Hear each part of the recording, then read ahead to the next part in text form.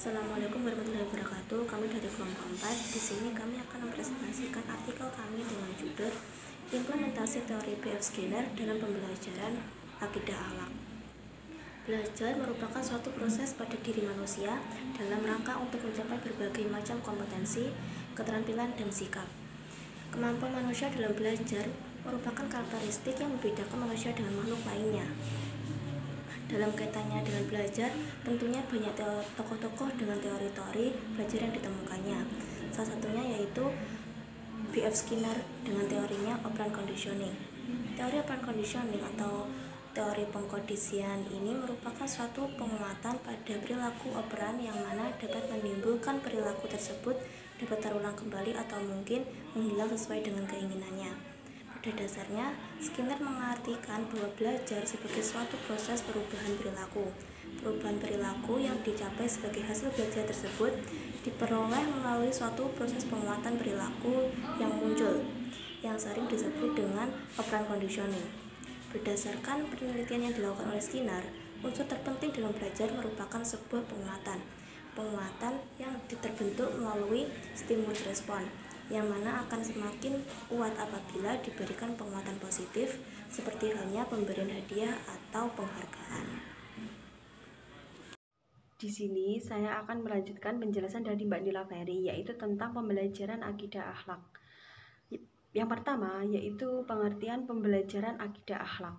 Pembelajaran dapat diartikan sebagai proses mentransfer sebuah ilmu menjadi dua arah, yakni antara guru sebagai pemberi informasi dan siswa sebagai penerimanya.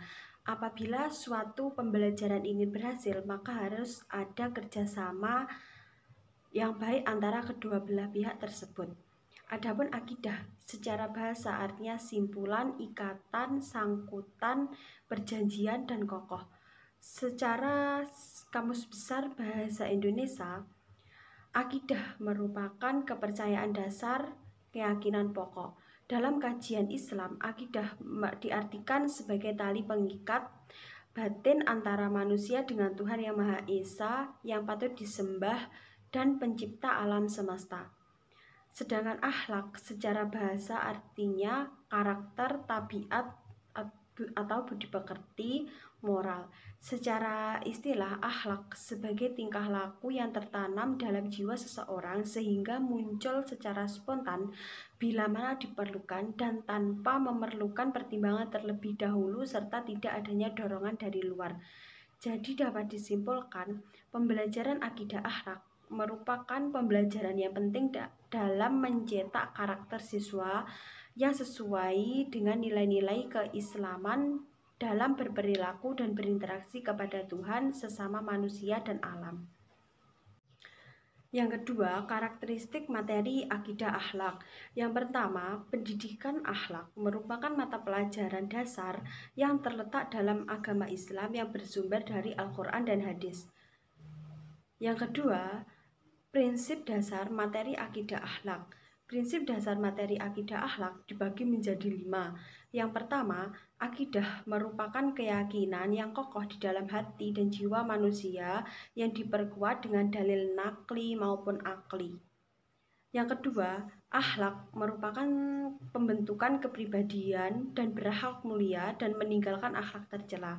Yang ketiga, materi akidah akhlak disebut juga budi pekerti yang merupakan suatu mata pelajaran agama di madrasah dan yang menggunakan sumber nilai dan landasan spiritual. Yang keempat, materi akidah akhlak digunakan untuk memahami materi di dalamnya, mengajarkan ajaran Islam, dan cara mengamalkan dalam kesehariannya. Yang kelima, materi akidah dan akhlak untuk menjadikan manusia yang beriman dan bertakwa kepada Tuhan Yang Maha Esa. Baiklah, di sini saya akan melanjutkan penjelasan dari Mbak Nila dan Mbak Noviantika mengenai implementasi teori B.F. Skinner dalam pembelajaran akidah akhlak. Yang pertama yaitu implementasi penguatan positif.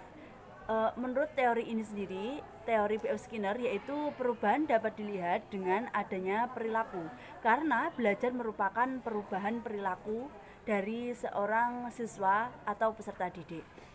Prinsip dari teori B.F. Skinner ini yaitu yang pertama, dapat disebut belajar jika sudah ada perubahan dari peserta didik. Yang kedua, urgensi teori ini adalah jika terjadi rangsangan dan tanggapan. Karena hanya rangsangan atau tanggapan yang dapat diamati oleh seorang guru terhadap peserta didik. Yang ketiga yaitu penguatan. Penguatan adalah apa saja yang dapat jadi penguat pada penunjang responsif sendiri. Dalam menerapkan teori ini pada pembelajaran akidah akhlak, guru harus memperhatikan beberapa hal. Yang pertama yaitu guru harus paham perannya sebagai guru.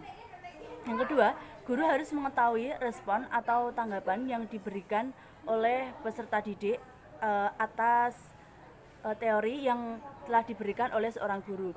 Selanjutnya, agar berkesan, seorang guru itu harus memberikan penghargaan terhadap siswa yang telah melakukan perubahan. Dari teori ini sendiri ada kelebihan dan kekurangannya. Kelebihan dari teori ini sendiri yaitu seorang guru itu dituntut untuk selalu menghargai seorang murid dengan tidak diadakannya hukuman jika seorang murid belum mengalami perubahan atau belum bisa melaksanakan apa yang telah dicontohkan oleh guru.